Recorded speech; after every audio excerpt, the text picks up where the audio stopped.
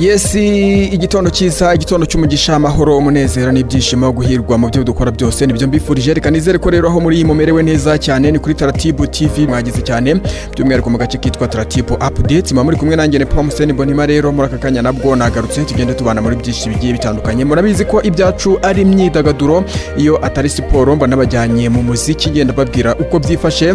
Niyo mpamvu rero muri aka kanya tugiye kureba uko byifashe mu muziki wacu hano mu Rwanda ndetse no hanze y'u Rwanda. Ubwo ndavuga ku mugabane wa Afurika ariko tudasize no ku mugabane w'Iburayi ho bimeze gute. Byose rero ni muri Taratibu Update zo muri aka kanya. Muracyari kumwe nanjye ne Pamuseni Bonima. Reka dore mu Rwanda mbabwire ko umuhanzi w'indirimbo zo kuramya no guhimbaza Imana Richard ni Kingendahayo yageze i Kigali mu ijoro ryo kuwa mbere nyuma y'imyaka 15 amaze aba muri Leta Zunze Ubumwe za Amerika. Ngendahayo ategerejwe mu gitaramo yise niwe Healing Concert azakorera mubiki Arena kuwa 29 Ugushyingo mwaka 2025. Ubu rero akaba yasesekaye i Kigali kuri uyu mugoroba. Tukiri hano mu Rwanda kandi reka tubabwire ko amakuru ari hanze ngaha ari uko umuhanzi Kivumbi King yamaze gusinya muri 155 AM mu nzu isanzwe ifasha abahanzi barimo Bruce Melody, nubwo aya makuru ataremezwa ku mugaragaro. Gusa byose rero byamaze kuba bigira hanze yuko uyu musore yamaze kuba agera muri iyi nzu ifasha abanyamuziki. Ni 155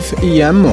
Hanyuma kandi reka tubabwire ko uwitwa Knowless Butera yagaragaje ko atemeranya n'abamugereranya na The Ben. Ahamya ko kubagereranya atari ibintu bikwiye kuko ari umuhanzi yubaha nka musaza we wanamuboneye izuba mu muziki. Aha Butera Knowless yasubizaga umunyamakuru wari umubajije uko yakiriye abari bakomeje kumugereranya na The Ben. Ibyo we ahamya ko bidakwiye kuko atari ngombwa. Yagize ati ese mwe muba mubona ibintu byo kugereranya abantu ari ngombwa?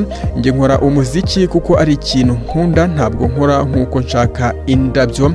The Ben ni musaza wanjye nkunda nubaha cyane, wamboneye izuba, wanambanjirije ndetse nkunda ibihangano bye, buriya ni inshuti yanjye. Ayo rero n'amagambo ya Butera Knowless yavugaga agaruka ku kibazo yarabajijwe n'umunyamakuru kubamugereranya na The Ben. Avuga ko The Ben amufata nka musaza we ndetse ari umuntu yubaha kuko yamuboneye izuba mu bijyanye n'umuziki.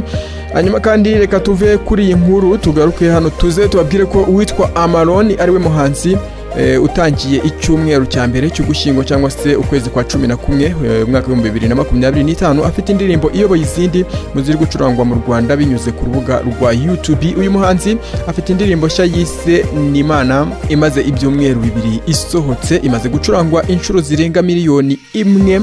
Imibare ya YouTube igaragaza ko iyi ndirimbo ariyo ya mbere iri gucurangwa inshuro nyinshi mu Rwanda kuri uru rubuga iyo urebye mu minsi 7 ishize. Hanyuma kandi reka tubabwire ko umuhanzi Jack B amaze igihe arembeye mu bitaro bya gisirikare i Kanombe. Uyu musore wamamariye mu ndirimbo nka Mumparire amaze iminsi arwariye mu bitaro bya Kanombe. Gusa amakuru aturuka mu bantu be ba hafi ahamya ko yatangiye koroherwa.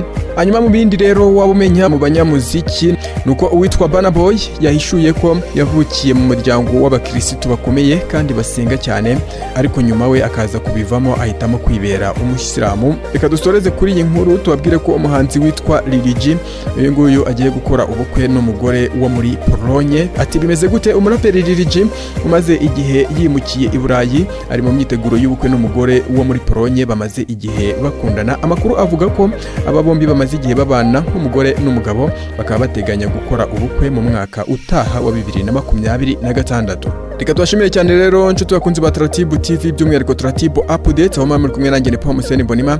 Reka nisere ko turakomeza kugenda tubana mu kanya gato. Mu kanya ndazambagezaho byinshi biri kugenda bivugwa muri siporo muri Taratibu Update ziba zigezweho buri kanya. Reka mbifurize rero gukomeza kumererwa neza.